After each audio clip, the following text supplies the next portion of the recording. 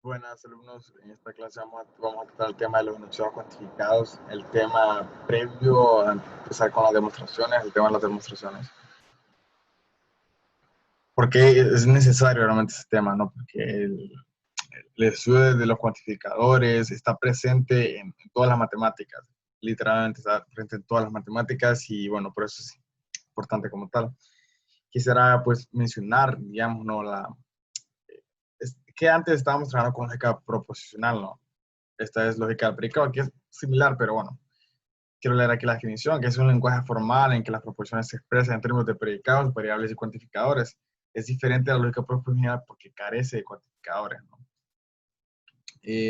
sea, lo que forma al enunciado cuantificador es el predicado, que son y las variables y los cuantificadores, ¿no? Los cuantificadores, hay dos, es el para todo y el existe. Bueno, obviamente vamos a entrarnos en ello, ¿no? De esto consiste la clase para todo y él existe. Pero quiero mencionar, digamos, eh,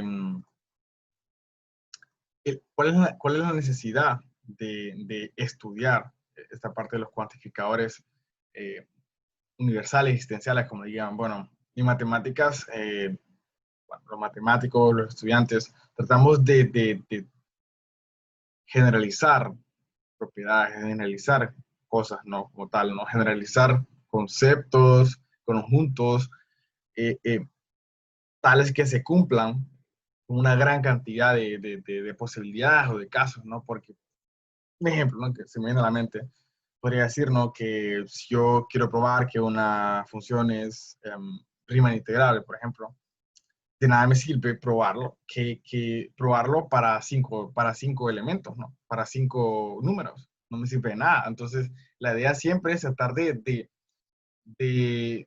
globalizar, digamos, ¿no?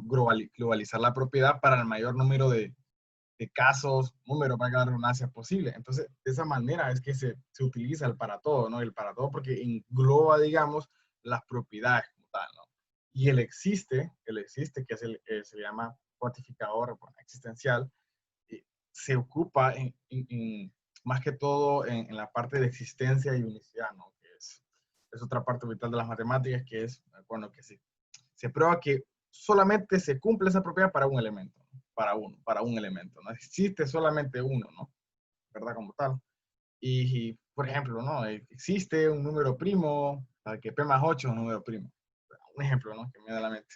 Entonces, son simplemente, trata de especificar, digamos, ¿no? Que solo ese elemento se cumple, ¿no? Que solo esa función lo cumple, que solo ese polinomio lo cumple. Entonces, eh, son bastante útiles, ¿no? Como tal. Así que bueno, empezamos, ¿no? Con la parte del cuantificador universal para todo. Se escribe de esta manera como una A volteada, ¿no? Hay que recordar bastante eso, bueno, memorizarlo como tal, ¿no? Esos símbolos, ¿no? Que son importantes, ¿no? Bueno, un enunciado universal es un enunciado de la forma siguiente. Para todo X que está en D, QX. Cuando yo digo para todo X que está en D se refiere al conjunto de todos los valores que va a tomar X, ¿no? Usualmente si estamos trabajando en números, dice para todo X que están los reales, para todo X que están los naturales, para todo X que están en los, ¿verdad? Pero obviamente mientras uno va avanzando, puede decir para todo A que está en el espacio vectorial, por ejemplo, ¿no? Para todo M que está en el grupo de las matrices abelianas, por ejemplo, ¿no? Entonces, cada vez como que va especificando un poquito más los conjuntos, ¿no? Entonces, ese es el conjunto de los valores que va a tomar X, ¿no? Y QX es el predicado como tal, es la frase que concluye, ¿verdad? Entonces, este QX es el predicado. Y todo como tal es el enunciado, ¿no? Todo, o sea, la variable, ¿no? En este caso el dominio, el cuantificador y el predicado forman el enunciado. Ya vamos a ver ejemplos, ¿no? Respecto a el predicado como tal. Ahora bien, cuando este enunciado es verdadero, el enunciado es verdadero, sí, solo sí, PX es verdadero, ¿no? Para todo X, PX es verdadero, ¿no? O en este caso QX, no tengo QX, bueno, creo que me equivoqué, es QX. No importa qué valor, pero si está en el dominio como tal, PX se tiene que cumplir, ¿no? Para cualquier valor de X, ¿no? Entonces, Por ejemplo, yo podría decir, para todo x que está en el intervalo de 0 a 5, f de x es continua, ¿no? ¿Verdad? Donde el predicado es que f de x sea continua, es la frase como tal, ¿no? Y es verdadera si es continua para todos los x que están en ese intervalo, ¿no? Entonces, es la manera de verlo, ¿no? Cuando es verdadero, ¿no? Y se define como falso si solo si qx es falso para menos en un x. O sea, si encontramos nosotros un x para el cual no se cumpla esa propiedad o ese predicado, entonces decimos que el enunciado cuantificador es falso, ¿no? En este caso, si yo encontraba en el caso de la función continua, ¿no? Si yo encuentro un elemento, un x en el cual f de x no sea continua, entonces lo que estoy diciendo es falso. Es referente a para todo, ¿no? Y para todo, basta encontrar uno, ¿no? Bueno, aquí tenemos algunos ejemplos, ¿no? Referente al enunciado cuantificador universal, que es lo que se utiliza, algunos ejemplos, ¿no? El 1 dice, para todos los polinomios de grado n se cumple que tienen n raíces complejas. Este es el teorema fundamental del álgebra, si mal no recuerdo, ¿no? Que todo polinomio de grado n pues, va a tener, o sea, n raíces complejas, incluyendo las reales, ¿no? Otro, para todo número real, x cuadrado es mayor que 0, mayor igual que 0. Entonces, este x cuadrado mayor igual que 0, esto que se cumple que las n raíces son complejas o reales, eso es el predicado, ¿no? Como tal, esa es la variable, está la variable, número real es el dominio, ¿no? Pero bueno, en ese sentido, pues, creo que es bastante fácil verlo, ¿no? No creo que sea tan complicado. Por ejemplo, todo número par es un número entero, ¿no? Eso está claro, ¿no? Todo número par es un número entero. Para toda persona, o sea, aquí podemos también verlo, ¿no? Porque no solamente, pues, aquí está como más simbolizado, pero eso se aplica también a ejemplos, ¿no? De la vida real, ¿no? Toda persona, uno incluso dice, toda persona que tenga esto es porque pasó esto, ¿no? Así dice uno, ¿no? Y aquí, para toda persona mayor de 18 años, es elegible a votar, ¿no? Eso es cierto, ¿no? O sea, bueno, por lo menos en Honduras, eso es cierto, ¿no? Entonces, de esta manera se representa, ¿no? Y con este simbolito, recordemos, con este simbolito, con el A hacia atrás que se representa, ¿no? Ahora bien, el enunciado universal también tiene otras formas equivalentes. ¿A qué me refiero con eso? Porque uno solamente podría pensar, ¿no? Que es para todo, pero también se dice para para cada uno, digamos, ¿no? Esa es otra forma de decirlo, ¿no? Porque en este caso es todo, dice aquí solo todo. Porque, por si en algún caso ustedes ven un ejercicio en la tarea, en el examen, como sea, ¿no? Solo ven todo o ven para cada, o sea, tratemos bueno, no creo que fuera tan difícil como que de confundir, ¿no? Porque solamente hay dos enunciados cuantificados, no creo que sea tan difícil confundirnos con eso, ¿no? Pero solamente para que recordemos eso, ¿no? De que están definidos como tal a otras formas equivalentes, ¿no? En este caso, para cada, para todo, todo, entonces, ¿verdad? Para que recordemos eso. Ahora, aquí tenemos aquí un ejercicio, ¿no? Solamente lo voy a decir así, ¿no? Que se reescriba los siguientes enunciados de forma simbólica a palabras. Este tipo de ejercicio va a ser bastante común, ¿no? Ya sea escribirlo de forma simbólica a palabras y de palabras a forma simbólica. Este solamente lo voy a decir así de forma singular. En el 1, por ejemplo, dice, para todo x que está en z, f de x que es igual a 2x menos 1 al cuadrado, no tiene raíz, ¿verdad? No tiene raíz. Este polinomio no tiene raíz. ¿Y cómo lo digo en palabras? No digo, para todos los enteros, para todos los enteros, esta función no tiene raíz, ¿no? Y está claro, ¿no? Porque la raíz es un medio y un medio no es un entero, ¿verdad? Es una forma de decirlo, ¿no? En palabras, ¿no? Para todos los enteros, f de x igual a esto no tiene raíz, ¿no? Yo podría haber dicho también, ¿no? Para todos los enteros x, f de x también, ¿no? Pero solamente decir para todos los enteros como es. Como es en palabras y suena más bonito, ¿no? Por ejemplo, este segundo dice, para todo x que está en h, x come. Ahora usted se podría preguntar, ¿qué es h, no? Bueno, en este caso es el conjunto de seres humanos, ¿no? son los seres humanos. Son humanos, ¿no? Entonces, en palabras sería, todos los humanos o todos los seres humanos comen, ¿no? Todos los seres humanos comen, ¿sí o no? O sea, eso es cierto, ¿no? A menos que yo sepa, todos los seres humanos comen. Entonces, si se fijan, o sea, solamente basta decirlo, si todos los seres humanos comen. Y esta es la manera simbólica de representarlo. Ahora tenemos el tercer ejemplo, para todo x que está en los reales y para todo n que está en los naturales, 1 más x a la n es mayor o igual que 1 más n entre x. Si ustedes pueden ver aquí, hay 2 para todos, ¿no? O sea, para que nos demos cuenta de que podemos representarlo como tal, ¿no? O sea, podemos combinarlos, o sea, decir 2 para todos, 3 para todos, y siempre va a tener sentido como tal, ¿no? Siempre va a tener, solamente que lo que cambia aquí, la variable, cambia el dominio. Vemos que, o sea, o sea, si tuviéramos, otro ejemplo diría, para todo x, y que está en R, se cumple la propiedad, ¿no? O sea, vemos de que hay 2 variables, pero pertenecen al mismo dominio, por lo tanto yo lo pongo a la, o sea, sería así como que para todo x, y, no pondría para todo x, para todo y, o sea, solo pondría para todo x, y, porque como pertenece al mismo dominio, no es necesario poner otro para todo, ¿no? Basta con tener uno. Entonces, esto se le llama desigualdad de Bernoulli. De hecho, por cómo la escribí, es falsa. O sea, esto es falso porque este para todo que está en R no es cierto. De hecho, X tiene que ser mayor que menos 1. Pero bueno, esto solamente lo escribí. O sea, aquí no tome en cuenta si es verdadero o no. Pero aquí solamente lo escribí para representarlo y para darle un ejemplo, ¿no? Entonces, de hecho, es para todo x que es mayor que menos 1 y para todo número natural, que es esto. Eso significa todo número natural, ¿no? Todo número natural, se cumple que 1 más x a la n es mayor o igual que 1 más nx, ¿no?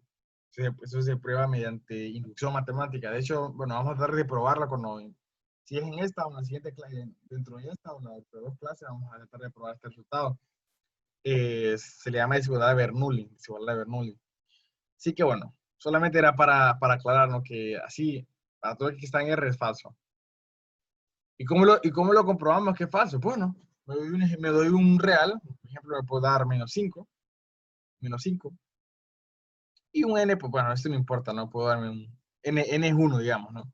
Entonces yo tengo 1 más -5 me da -4, ¿no? -4 a la 1, se me queda -4. Y aquí me quedaría 1, bueno, en este caso creo que aquí me quedaría 1 más 1 por -5, ¿no? -4. Sí, vemos como tal, lo que en efecto, bueno, de hecho aquí sí se cumple, ¿eh? Es curioso, sí se cumple. O sea, vemos que no es tan fácil a veces encontrar contraejemplo. Pero creo que si n es 2, no se va a cumplir. ¿Por qué no se va a cumplir? Bueno, creo que sí se cumple, por cierto, ¿eh? Sí se cumple. Bueno, habría que encontrar otro contraejemplo, ¿no? Pero ahorita no se me ocurre ninguno, pero podríamos decir, bueno, -10 me da -9, -9 a la n es mayor o igual que 1 menos 10n. Entonces ahí podemos ir despejando como tal para encontrar el valor, ¿verdad? En ese sentido. Pero eso sí es cierto que para x tiene que ser mayor que -1, ¿no? X tiene que ser mayor que -1. Ahora bien, aquí estaba, ¿no? La parte de la negación de cuantificador universal. Yo lo había mencionado de forma implícita, no, lo habíamos mencionado de forma implícita, pero ahora lo vamos a condensar, ¿no? La negación de un enunciado de la forma, o sea, un enunciado universal, es lo siguiente, existe un X en el mismo dominio tal que no se cumple esto, ¿no? ¿Verdad? Entonces, por ejemplo, aquí había uno de ellos, este aquí, por ejemplo, de los patónomos real, ¿no? ¿Cuál sería la negación de este enunciado? Por ejemplo, sería, existe un número real tal que x cuadrado es menor o igual que 0, ¿no? Lo cual pues sabemos que no es cierto, no existe, ¿no? X cuadrado es menor que 0. Existe un número real. Básicamente hay que cambiar O sea, son como inversos, por decirlo así. El para todo con el existe son como inversos, ¿no? Entonces, le damos vuelta, decimos, ¿no? Existe un número real, taque, y la negación del predicado, ¿no? Que es, aquí sí es lo mismo, ¿no? O sea, es la negación como lo habíamos estado viendo con las proposiciones, ¿no? De esta manera se representan los enunciados, la negación de los enunciados cuantificadores universales, ¿no? Es bastante creo que fácil de aprender, ¿no? Es el para todo existe, ¿no? Ahora bien, esto usualmente aparece, es el cuantificador condicional universal. Se cuenta con frecuencia de la siguiente manera. Para todo x, P de x, entonces Q de x. Se lee, todos los x que satisfacen P de x también satisfacen Q de x, ¿no? Entonces, esta es la otra forma, ¿no? Que tiene los cuantificadores universales. Solamente que estos van combinados con los condicionales, ¿no? Y vamos a ver aquí también la negación, ¿no? Como tal, ¿no? La negación de los enunciados cuantificadores condicionales, ¿no? Aquí, sí. Bueno, entonces tenemos aquí para todo, teníamos aquí la negación de un enunciado universal, condicional o universal, pero recordemos eso, condicional universal de un entonces, ¿no? Dice, la negación de para todo x y px, entonces qx es diferente a decir, existe un x tal que p de x y no qx. Recordamos aquí, ¿no? Que eh, recordábamos de que la negación de un enunciado condicional era px y no qx. Entonces aquí se cumple lo mismo, ¿no? Se cumple lo mismo que antes, ¿no? Y lo único que cambia es, bueno, lo único que tenemos de nuevo es que la negación de un para todo o un universal es equivalente a un existe, ¿no? Como tal, ¿no? A un existe. Bueno, aquí tenemos aquí ciertos, bueno, ejemplos como tal, ¿no? De los enunciados condicionales universales. Tenemos aquí un ejemplo. Para todo entero t, si 6 entre 3 es un entero, entonces t es igual a 3. ¿Qué haríamos como antes? Nos vemos aquí. Lo primero que tendríamos que hacer es cambiar de para todo a existe, ¿no?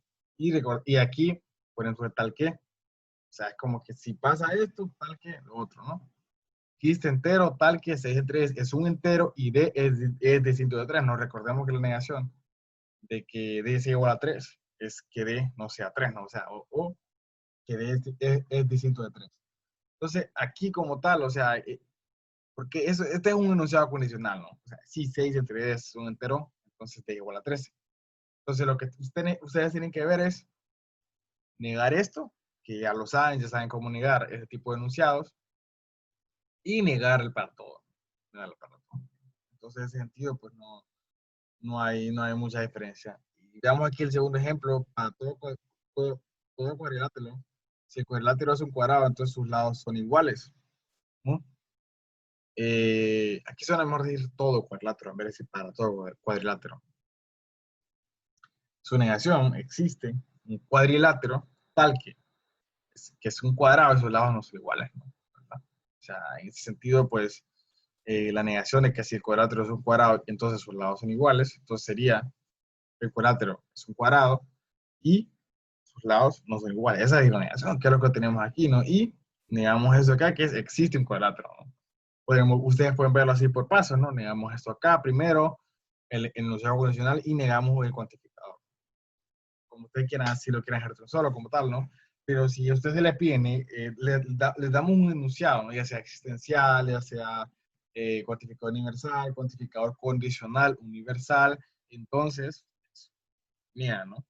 Como tal, con estas mismas leyes que hemos mencionado aquí, ¿no? Con estas leyes de escalonía no se pierdan aquí. Ahora bien, entramos a la parte del cuantificador existencial, ¿no? Que es la contraparte. La expresión existe x, p de x, denota la cuantificación existencial de p de x. Entonces, traducido al idioma común, la expresión también podría entenderse como existe una x tal que p de x, hay al menos una x tal que p de x. También otra sería para algún X tal que P de X. Entonces, si ustedes escuchan esto, ¿no? O lo leen como tal, es lo mismo que decir existe, ¿no? Es lo mismo. Ahorita recordando también, en el caso de para todos, otra forma de equivalente que se dice es para cualesquiera elementos de tal conjunto pasa esto, ¿no? Esa es otra forma de decirlo, para cualesquiera. Entonces, esta aquí sería la llama cuantificador existencial y para todo X significa al menos un objeto X en el universo, ¿no? Como habíamos mencionado, bueno, al principio, ¿no? Es que, decir que existe solamente para un elemento esa particularidad en especial, ¿no? Eso condensa como tal eso, ¿no? Existe solamente para ello, ¿no? Aquí hay unos ejemplos bastante, ¿no? Que me ocurrieron. Otro ejemplo como tal que es muy importante es la existencia de soluciones en ecuaciones diferenciales, ¿no? No sé si algunos aquí ya han llevado de clase o no, pero bueno, incluso en los polinomios que uno trabaja, en las funciones como tal, no se le pide encuentre las raíces como tal, ¿no? Incluso hay funciones como tal que no se le pueden encontrar las raíces simplemente con verlo con las técnicas usuales, entonces hay que aproximarlo mediante técnicas numéricas, que se ve análisis numérico, o si estudia matemáticas, se ven ecuaciones diferenciales numéricas. Entonces, en el caso de las ecuaciones diferenciales, el estudio como tal de las ecuaciones va como tal de la mano a la existencia de las soluciones como tal y que estas soluciones sean únicas, es decir, que no sean repetidas o que además, entonces, eso es algo muy importante, se lo menciono por eso, ¿no? Porque está dentro de la matemática y tal vez uno pues, no me había puesto a pensar en la relación que tiene, ¿no? Como tal, ¿no? Así que bueno, aquí tenemos unos ejemplos. Existe un A sub n tal que no es creciente ni decreciente, ¿no? Y aquí hay un ejemplo que es A sub n igual a esta sucesión. Aquí cuando digo existe un A sub n, es una sucesión. Existe una sucesión tal que no es creciente ni decreciente, ¿no? Aquí un ejemplo, uno menos uno, uno menos uno, menos uno, menos uno, uno, uno, ¿no? ¿Verdad? Cuando yo decía que una sucesión era creciente, era que a partir de un elemento, como tal, todos los elementos van incrementando, incrementando, incrementando, ¿no? Y si es decreciente, a partir de un elemento dado, todos vienen para abajo, ¿no? O sea, van decreciendo. Entonces, aquí quiero un ejemplo. Ahora bien, si ustedes quisieran probar, ¿no? Si ustedes quisieran probar que lo que están afirmando tiene, o sea, tiene un valor de verdad, o sea, es verdadero, ustedes lo que tienen que hacer es simplemente es dar el ejemplo, ¿no? O sea, si yo les pusiera a ustedes, ¿no? Muestre o demuestre, ¿no? Que existe una sub n tal que no es creciente ni decreciente, pues me da el ejemplo, ¿no? ¿Verdad? Me da el ejemplo. Con eso simplemente basta, ¿no? ¿Sí? Ahora aquí tenemos, por ejemplo, existe un vector v tal que ese vector v es perpendicular al vector u, que es igual a 1 entre 2, ¿no? Ese es otro ejemplo. Y claramente existe, ¿no? Es decir, para ello, lo que si yo les pido a ustedes, bueno, denme el ejemplo entonces, para el cual esto es cierto. Entonces, ustedes lo que hacen, imagino que los que llevaron ya vectores y matrices, imagino que la mayoría lo han llevado, es que el producto punto entre el vector b y el vector u sea igual a cero, ¿no? Entonces, de esa manera, sus dos vectores van a ser ortogonales o perpendiculares. Entonces, de esta manera se encuentran, ¿no? Es bastante fácil. Eh, Creo que menos uno un medio es uno de ellos, ¿no? Sí, creo que menos uno un medio. Bueno, ahora bien, aquí tenemos otro ejemplo, que es lo siguiente. Existe un b sub n que está, o sea, b sub n me refiero a una sucesión que está en los irracionales, tal que b sub n converja a un medio, ¿no? Existe una sucesión tal que converge a un medio, ¿no? Entonces yo me doy un ejemplo. En este caso, una sucesión sería un medio más 1 entre raíz de n cuadrado más 1, ¿no? Eso sería un ejemplo. Y bueno, tal vez más adelante lo muestro como tal, cómo es que yo llego a ese tipo de, bueno, bueno, también con la experiencia y todo, ¿no? Pero cómo es que uno llega a dar esos ejemplos, ¿verdad? En ese sentido, si yo pusiera, no, claro, si yo pusiera de las tareas o los exámenes, o sea, pondría de ejemplo de cosas de, obviamente, ¿no? Que pienso yo, ¿verdad? Pienso yo que la mayoría han visto, ¿no? Si no la voy a poner a que me dé un ejemplo de una propiedad topológica que no se cumple, ¿no? Para tal espacio topológico, no, claramente no. Bueno, entonces, sigamos más adelante. Aquí tenemos un ejercicio que es lo siguiente. Considera el siguiente enunciado. Existe un X que está en los reales, tal que X al cubo es igual a 5. ¿Cuál de los siguientes son formas equivalentes de expresar este enunciado, ¿no? Este es otro tipo de ejercicios que se va a poner bastante común, ¿no? Que es bastante común, que nos da un enunciado y vemos con las distintas palabras que hemos mencionado cuáles son equivalentes a eso. Así que bueno, veamos, ¿cuáles son equivalentes? El cubo de todo número real es 5. ¿Será esto equivalente? Claramente no. ¿Por qué está diciendo esto? Está diciendo que para todo número real, el cubo, su cubo, es igual a 5. Lo cual obviamente no es lo mismo decir que existe uno, ¿no? Es que estoy diciendo que todos los números reales, su cubo es 5, lo cual es falso, ¿no? O sea, es decir, no son lo mismo, ¿no? Así que aquí hay que saber leer entre líneas, ¿no? Aquí tenemos el segundo, dice, algunos números reales tienen cubo 5. Aquí con algunos, podría existir una confusión, ¿verdad? Porque dice algunos, pero pues eso solamente refiere a pocos, ¿no? Pero ¿qué es pocos? O sea, imagínense que estamos en los X no reales, ¿no? O sea, hay una infinita cantidad de elementos. Si yo digo 100, 100 para infinito es poco. O sea, es poco, o sea, no. Sin embargo, o sea, ya no es lo mismo decir existe uno, ¿verdad? O unos. O sea, ya algunos ya podría ser mucho más. Entonces, de tal razón, no es lo mismo. O sea, no es lo mismo, ¿verdad? No es lo equivalente porque podrían ser más de uno, así que no es lo mismo. Ahora bien, veamos este. El número X tiene cubo 5 para algún número real X. Este sí es equivalente, ¿no? Porque está diciendo en pocas palabras que para algún número real X, su cubo es 5. O sea, para alguno. Entonces, ahí esto sí es equivalente. Esto sí es equivalente. Veamos aquí lo escriben de esta manera. Siempre tengamos bastante cuidado al leer, ¿no? Y saber interpretar. No siempre todos van a aparecer así, no existe tal como se llama, no. Siempre van a aparecer un poco medio así, ¿no? Veamos aquí dice, si X es un número real, entonces X al cubo es igual a 5. Vemos de que este no va a ser equivalente porque está diciendo de que si X es real, entonces automáticamente su cubo es 5. O sea, está viendo que todos los reales tienen su cubo que es igual a 5. Obviamente no es equivalente a decir que existe, ¿no? ¿Verdad? Ahora aquí tenemos ¿no? Algún número real tiene cubo 5. Este sí es equivalente, ¿no? Porque aquí estoy viendo que algún número real tiene cubo 5. Y esto es equivalente a que existe, ¿no? Y por último tenemos, hay por lo menos un número real cuyo cubo es 5, ¿verdad? Y esto es equivalente, ¿no? Porque significa que hay al menos uno, uno, ¿verdad? Porque para yo determinar que esto sea verdadero, ¿no? Que esto sea, sí, que esto sea verdadero, basta encontrar solamente uno.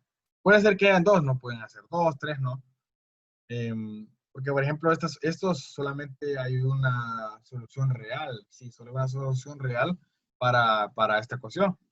Las otras dos son complejas, entonces basta encontrar, pero por ejemplo que fuera x al cuadrado, ¿no? Ahí tenemos dos, que sería raíz de menos 5 y menos raíz de 5. Hay dos reales, ¿no? Hay dos reales. Entonces, pero yo solamente con que diga que basta con que hay una, entonces sí es equivalente, ¿no? O sea, entonces, es decir, por lo menos, es que está diciendo que me garantice que al menos haya una. Y ese que me garantice que al menos haya una es equivalente a decir que existe, ¿no? O sea, para que sepamos leer, ¿no? Como tal, entre líneas, cuáles son equivalentes a decir a un enunciado existencial, a un enunciado universal, ¿no? Ahora bien, aquí tenemos la negación de un enunciado existencial. Eh, la negación de un enunciado de la forma existe un X en D, tal que Q de X es para todo X que está en D, no Q de X, ¿no? Que pues, como sabemos, se podría prever, ¿no? Porque la negación de un enunciado universal existe, ¿no? Como tal. Entonces aquí, pues la negación de este existencial es para todo, ¿no? O sea, que si yo tengo que solamente se cumple para uno, entonces la negación sería que se cumple para todos, ¿no? Esa sería la negación como tal. Aquí tenemos un ejercicio, ¿no? Leamos de qué se trata. Dice, encuentre contraejemplos para mostrar que los siguientes enunciados son falsos. O sea, como estaba mencionando al principio, ¿no? A veces para determinar si, pues, verdadero, ¿no? En ese sentido, basta encontrar uno, ¿no? Y aquí más de lo mismo, ¿no? Pero este es un ejercicio de para todo. Oh, es de para todo. Leamos qué dice el primero. Dice que para todo A, que está en Z, es decir, todos los enteros, A menos 1 entre A es un número entero. ¿Mm? Eso es lo que me está diciendo, ¿no? Entonces, para yo probar que esto es falso, basta que me encuentre un contraejemplo. Y es curioso, ¿no? Porque aquí estoy con un enunciado universal. Y yo estoy diciendo que para probar que sea falso, baste contra uno. Y en el caso de los enunciados existenciales, para probar que es verdadero, baste contra uno. ¿Verdad? Entonces, o sea, como es lo mismo, ¿no? Es lo mismo, ¿no? Son equivalentes, es decir, el falso, el para todo, es equivalente a decir el verdadero o el existencial, ¿no? Y ya vamos a resolver. Y quiero leer el otro. Dice, para todos reales X y Y, ¿no? Como están en el mismo dominio, solo pongo un para todo. Raíz de X más Y es igual a raíz de X más raíz de Y.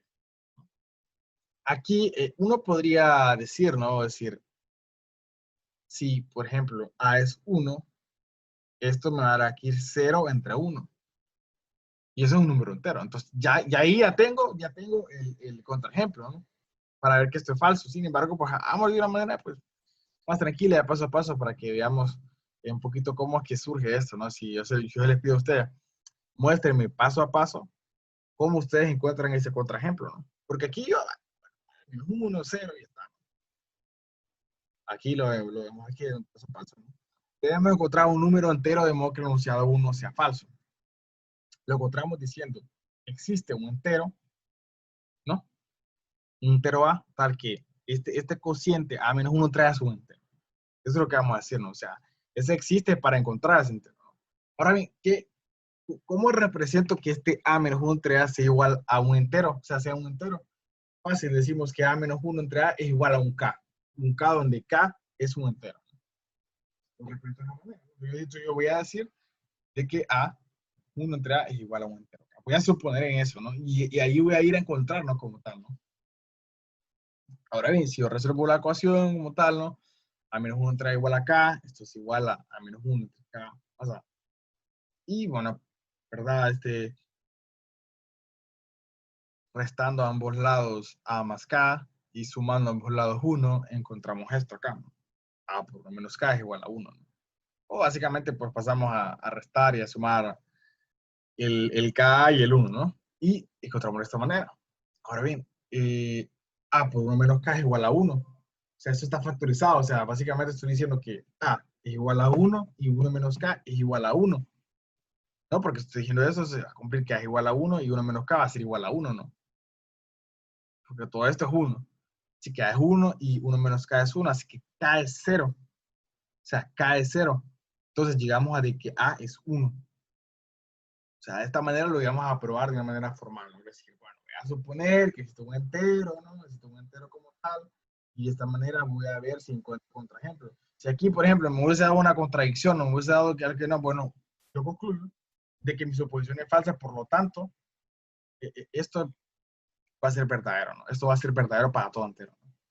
Sin embargo, como yo encontré un contraejemplo, entonces, valga redundancia que este ejemplo no solamente es el único, no solamente es el único, ¿eh? Por ejemplo, si A es menos 1, esto me da menos 2 entre menos 1. O sea, que esto implica que este cociente es 2, ¿no? Así que si A es 1 y A es menos 1, esto es un número entero, ¿verdad? Así que si ustedes me podrían dar, eh, hay veces donde hay más de un contraejemplo posible, entonces ustedes me pueden dar muchos, ¿no? Pero con que me den uno, basta, ¿no? Basta. Ahora bien, veamos el otro ejercicio. Dice, para todos números reales x y y, la raíz de x más y es igual a raíz de x más raíz de y. Entonces, tenemos que encontrar números reales x y y para cuáles esto no se cumple, ¿no? Para ello, veamos primero para qué números reales esto se cumple. Eso es una forma de verlo también, ¿no? Es decir, si yo quiero encontrar para cuáles no se cumple, entonces veo para cuáles números reales se cumple, ¿no? Así que bueno, resolvamos la ecuación, pues aquí lo que dice fue elevar al cuadrado y todo, ¿no? Ya están familiarizados con este tipo de ecuaciones. Entonces me queda x más y igual a x más y más 2 raíz de x por raíz de y, ¿no? Entonces despejando aquí, no restando, me queda 0 igual a 2 raíz de x raíz de y. Entonces, ¿qué implica esto, no? ¿Qué implica? Bueno, que x es igual a 0 y es cualquier entero positivo, ¿no? O aquí podría hacer viceversa, ¿no? Y es 0 y x es cualquier entero positivo. Y elegí x igual a 0, bueno, eso mía, ¿no? Pero, o sea, para que esto sea 0, entonces si la raíz de 0, entonces va a ser siendo 0. Y aquí eso no va a importar, ¿no? Porque, o sea, como esto va a quedar 0 por, por otro número, ¿no? Entonces va a seguir siendo 0, ¿no? Entonces ya por eso puede ser cualquier otro entero positivo, ¿no? O sea, que esto se cumple, o sea, esto se cumple siempre y cuando que uno de los dos valores x y y sea 0. Y el otro pues puede ser ya sea 1, 2, 3, 4, 5. Entonces, probemos, no sé, tengo 0 más 1, esto es 1, ¿no? Entonces, esto es igual a 0, raíz de 0 que es 0, y raíz de 1 que es 1. Vemos claramente que se cumple. Así que, para ver el contraejemplo, pues, damos eh, un valor para, o sea, que no sea como esto. Por ejemplo, si x es 2, o sea, no va a ser 0, x es 2, y es 5. Entonces me quedaría raíz de 7 igual a raíz de 2 más raíz de 5. Si ustedes lo ponen en la calculadora, eso no se va a cumplir. Entonces, de esta manera encontramos un contraejemplo para el cual esto es falso, ¿no? Entonces, de esta manera, primero lo que hicimos, bueno, vamos a terminar para cuáles valores es de verdadero, ¿no? Entonces, ya terminando, ¿para qué valores son esta ecuación es verdadera? Entonces, pues basta simplemente pues tomar otro que no sea esto, ¿no? Porque así ya sabemos nosotros, ya tenemos una guía de dónde ir, ¿no? Así que bueno, esta forma de resolverlo, ¿no? Como tal, ¿no? Ese tipo de, para encontrar los contraejemplos. Ahora tenemos aquí en cuantificadores mezclados o enunciados mixtos, ¿no? Como le podría llamar, es cuando hay, cuando se combina a la vez para todo X y el existe, ¿no? Se combina a la vez. Eso como dice aquí, ¿no? Se pueden utilizar juntos a la misma vez para cuantificar una declaración de un predicado. Es decir, para todo X existe Y, tal que P de X, Y. Veamos aquí que aquí, este P de X, Y es el predicado, pero respecto a las dos variables, ¿no? Ahora bien, hay que tener cuidado en ese sentido, por eso pongo aquí en el hay que tener cuidado, porque debe ser de izquierda a derecha, o sea, de aquí para acá, ¿no? Porque decir, para todo existe Y, tal que P de X, Y, no es equivalente a decir existe un Y para todo X, tal que P de X, Y. No es lo mismo, no es lo mismo. Entonces, en ese sentido, pues hay que tener cuidado, ¿no? ¿Verdad? Y no confundirnos. Vamos a dar un ejemplo para ver cómo es que no es lo mismo, ¿no? Supongamos de que P de X, Y sea el predicado que diga X ama a Y, ¿no? Y X y Y, o sea, básicamente, eh, por decirlo así, son personas, digamos, ¿no? O sea, las variables decir son personas, ¿no? Entonces, si yo quiero decir que para todo X existe un Y, tal que P de X, coma Y, estoy diciendo que para toda persona X existe un Y, tal que X ama a Y, ¿no? O sea, en palabras, eso estoy diciendo que toda persona tiene a alguien a la cual ama, ¿no? O toda persona ama a alguien, ¿no? Toda persona ama a una persona. Es lo mismo decirlo, ¿no? Solamente que en palabras, ¿no? Ahora bien, ¿cómo sería en el caso de existe?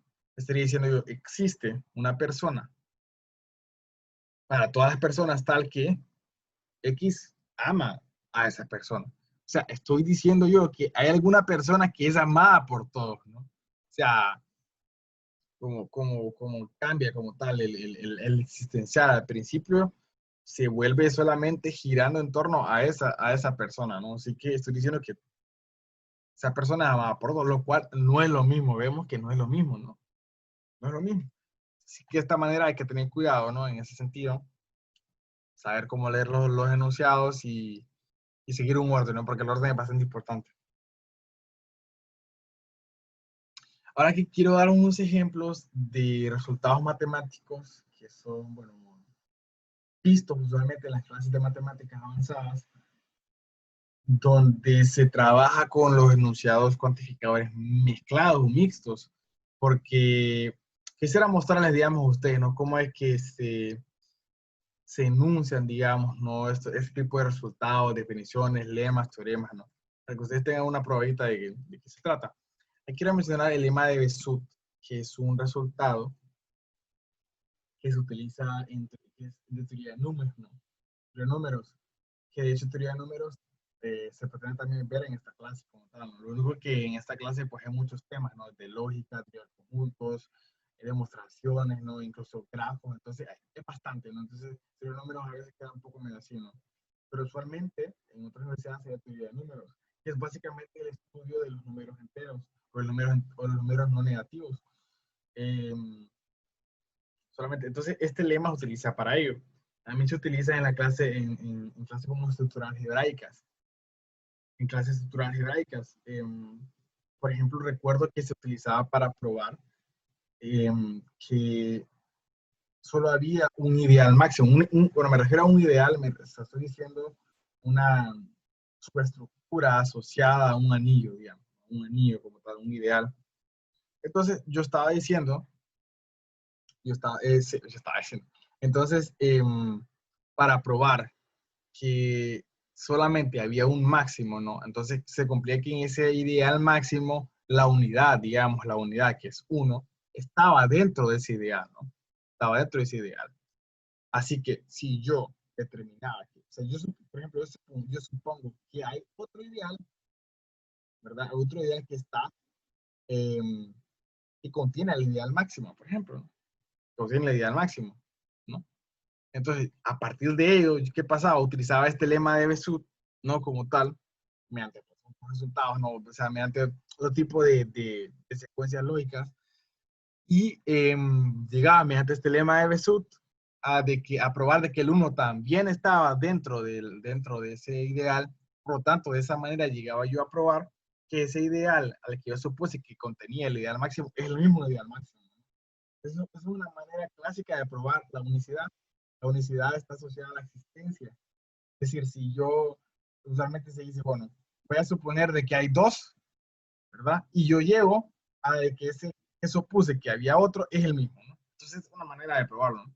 Así que bueno, ya, el lema de Besut dice lo siguiente: para enteros distintos de 0 a y b, y sea d el máximo común divisor d. Cuando digo el máximo común divisor me refiero al número más grande que divide a ambos números. Por ejemplo, el máximo común divisor de 5 y 10 es 5, porque 5 es el número más grande que divide a los dos números, ¿no? Entonces, existen enteros x y y tales que ax más by es igual al máximo común divisor de a y b. Entonces, por este máximo común divisor, yo llegaba a que ese 1 estaba, ¿no? ¿Por qué? Porque ¿qué pasa si el máximo común divisor de dos números es 1? Entonces, este d va a ser 1. A eso se le llama números coprimos o números primos relativos, cuando el máximo común divisor de dos números es 1. Por ejemplo, 2 y 5. El máximo común divisor es 1, o 3 y 10, por ejemplo. O sea, 10 no es un número primo, pero el máximo común divisor entre ellos, 3 y 10, es 1. Entonces le llamo número coprimo. Entonces teníamos esa idea de que el 1 aquí, digamos, si teníamos elementos que eran coprimos o primos relativos, digamos, entonces aquí había un 1. Y a partir de ese 1, digamos que la unidad estaba también dentro del ideal y así nos íbamos a probarlo. Entonces se utiliza así esta manera el lema de Besut. Y bueno, para el estudio de teoría de números se utiliza de otra manera, ¿no? Pero también es la idea, se cumple esta ecuación. A partir, mira que está bien aquí, ¿no? Hay un para todo y aquí hay un existen, ¿no? Y de hecho aquí también hay un entonces, o sea, está involucrado todo, ¿no? Entonces, vemos de que se combina de esta manera muy típicamente en los enunciados de matemáticas. aquí vemos un clásico, ¿no? Quería mencionarlo por eso, porque yo sé que este es un clásico, y de hecho esta es una especie de meme, porque, o sea, bueno, dice que es epsilon menor que cero, ¿no? Es una especie de meme, ¿no? Eso. Eh, no, nunca ven a bromear con eso, ¿no? Pero bueno. ¿Qué es lo que dice la definición sobre delta? Nuestra definición, epsilon delta, sí, bueno, creo que se ve en cálculo 3, si mal no recuerdo. O sea, desde cálculo 3 también se estudia topología, incluso el análisis matemático se ve otra vez con la parte de sucesiones, eh, que está relacionado a esta definición como los límites y la continuidad de funciones. Digámoslo entonces, sea f de x es una función definida en un intervalo abierto, o sea, un a, b alrededor de x sub 0. Decimos que el límite, cuando x se aproxima a x sub 0, es L. Es decir, el límite de x cuando x tiene a x sub 0, de f de x es L, ¿no? Entonces, esto que está aquí es equivalente a decir, si para todo epsilon, bueno, entonces si para todo epsilon mayor que 0 existe un delta mayor que 0, tal que para todo x, el valor absoluto de x menos x sub 0 es mayor que 0 y es menor que delta. Entonces, el valor absoluto de f de x menos L es menor que epsilon, ¿no? Esto es lo que quiere decir cuando una función es continua en un punto específico, es continua en x sub 0, es decir, que su límite está definido y es igual a L, ¿no? Eso es lo que está diciendo. Ahora bien, lo menciono porque, bueno, es un ejemplo clásico, una definición de las más importantes de matemáticas y está involucrado el para todo y el existe. Entonces, por eso lo menciono. Ahora bien, pues quisiera dar así una pequeña explicación, porque si yo al menos yo lo visualizo de esta manera, ustedes podrían preguntar si no lo han visto, qué significa esto, ¿no? Entonces, o sea, si nosotros consideramos elementos que están alrededor de x sub 0, ¿no? Están alrededor de x sub 0, que es el punto a probar su continuidad. A esos elementos que están cerca de x sub 0 se le llama una vecindad de x sub 0, ¿no? O una bola abierta de x sub 0. Entonces x sub 0 tiene una imagen, ¿no? En este caso, f de x sub 0 tiene una imagen, ¿no? Es decir, o sea, se evalúa su función, ¿no? Como tal. Entonces, yo al menos entiendo el concepto de continuidad de esta manera. Entonces, si los puntos que están cercanos a x sub 0, es decir, los elementos de su vecindad, ¿no? Eh, eh, si esos puntos, si las imágenes de esos puntos que están cercanos a x sub 0 están cercanas a la imagen de x, entonces la función es continua, ¿no?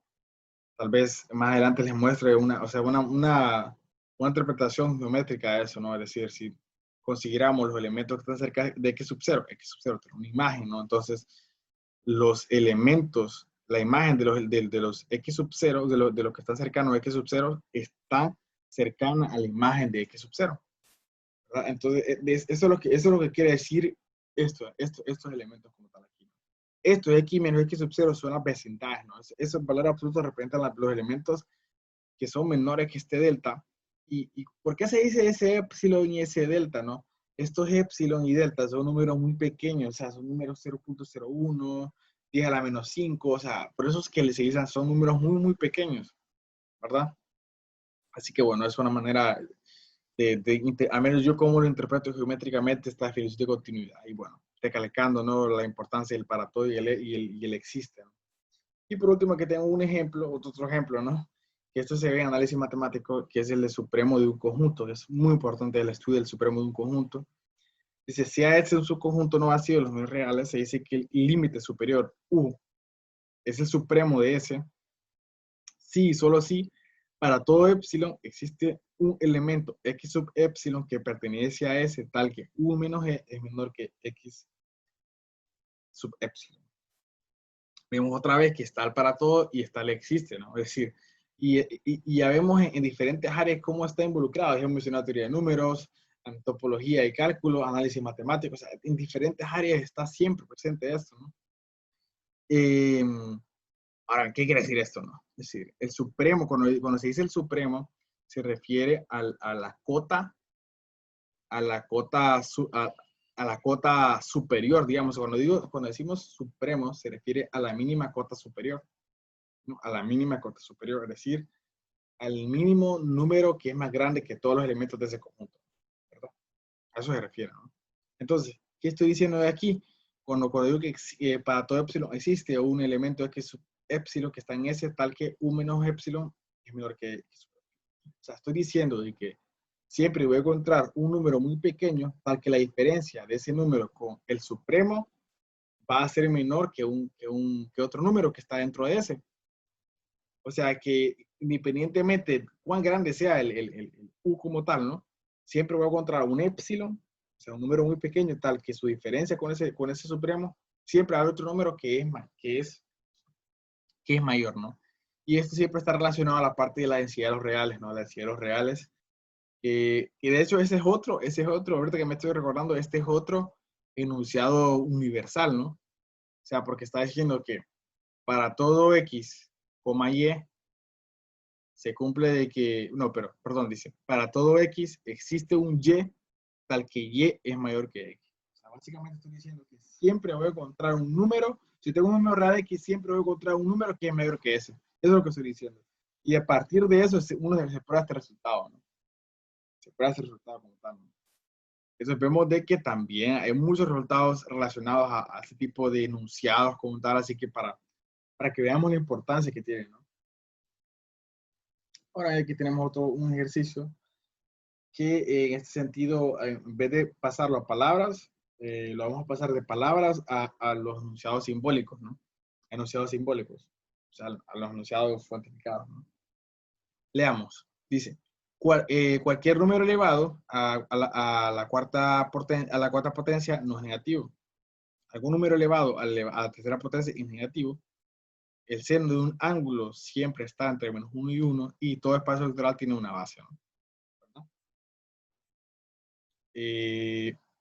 Vemos, por ejemplo, aquí esta es otra forma de representarlo. Cualquier número elevado a la cuarta potencia no es negativo. Cualquiera ese, ¿no? O sea, porque decimos para todo, para cada. Entonces, también se representa de esta manera, ¿no? Así que veamos cómo es que se representa mediante los enunciados cuaternario. Empecemos con uno, dice, ¿no?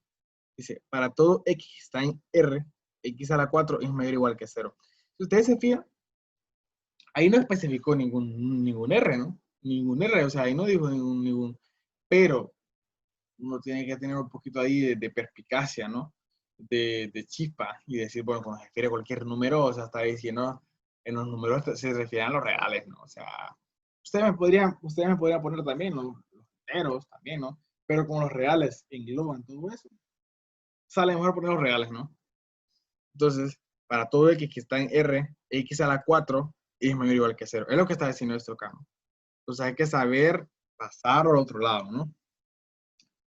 Y vamos como dice el segundo, dice, algún número elevado a la tercera potencia es negativo. O sea, claramente estamos viendo que es equivalente a un existe, ¿no? Entonces, existe un número real tal que X al cubo es menor que 0. Es lo que estoy diciendo aquí, ¿no? Algún número elevado a su tercera potencia es negativo. Esta es la manera de representarlo simbólicamente. Luego tenemos el seno de un ángulo siempre está entre -1 y 1. El seno de un ángulo siempre está entre -1 y 1. Tal vez este no sea tan fácil de verlo, ¿no? Pero bueno, pues, o sea, vemos de que dice el seno, pero este siempre está relacionado también a cualquiera, ¿no? Siempre. Así que lo vemos de la siguiente manera. Para todo X que está en R, porque está en R, el seno, ¿no? Pertenece a -1,1, ¿no? Eso es lo que significa de esta manera lo representamos, ¿no? Para todo número real, para todo ángulo, ¿no? Siempre está seno de X en ese intervalo entre -1 y 1 y sabemos que eso es cierto, ¿no? Ahora, veamos todo espacio vectorial tiene una base, ¿no? O sea, vemos de que ahí hay implícito un existe, hay un implícito un existe. Parece que no, pero hay implícito un existe. Y lo de la siguiente manera, para todo V espacio vectorial existe una base, ¿no? Vemos aquí que está, parecer que ahora dice para todo y está, ¿no? Pero cuando dice que tiene una base, o sea, tiene una base, o sea, que como que lo, lo, lo vamos tratando más como que a pedazos, digamos, en ese sentido, lo desmenuzamos y vemos de que hay un existe ahí, ¿no? Y de hecho, bueno, esto se prueba mediante el lema de Zorn, que es un poquito complicado de entender porque está relacionado con el axioma de elección, por si alguien, por ustedes curiosos, ¿no? Y le interesaría saber más de esto, ¿no? Entonces, está relacionado con eso. Así que bueno, la manera de representarlo es para todo espacio vectorial V existe una base que es P, ¿no? Que una base, pues sabemos que son esos conjuntos, que son el conjunto de vectores que son linealmente independientes y que generan a todo. Recalcar que los vectores, no solamente me refiero a las flechitas como tal, lo que se representan en el espacio, me refiero a funciones, me refiero a polinomios, me refiero a este tipo de cosas como tal, ¿no? A matrices. O sea, no solamente nos referimos el espacio vectorial, ese no es el espacio vectorial, en clases como vectorial algebraicas se aumenta en mucho más, o sea, como que se generaliza, ¿no? Es decir, para un montón de, de espacios, no solamente para los vectores como uno los conoce. Así que bueno, esa es una manera de representarlo en símbolos. Y por último, tenemos la negación de los enunciados cuantificados múltiples. No sé, probablemente ustedes se hubieran preguntado, ¿no? Porque estamos hablando de los enunciados cuantificados múltiples. Eso anterior era enunciados cuantificados múltiples. Entonces, ¿cuál es su negación? Aquí tenemos este enunciado, ¿no? Que es de la forma, pues, para todo X está en D, existe un Y, está en E, tal que P de X, Y. Por lo tanto, su negación sería, existe un X que está en D tal que para todo Y que está en E, no P de X. Como ustedes ven, o sea, como que se niega uno a uno, digamos, ¿no?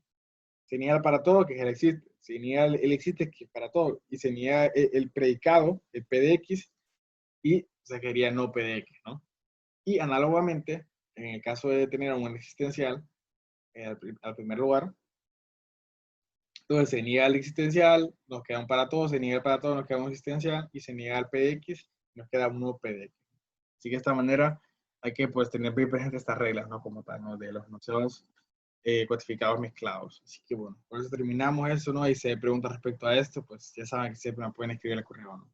Y bueno, espero que haya sido de aprendizaje todo eso. Vemos a la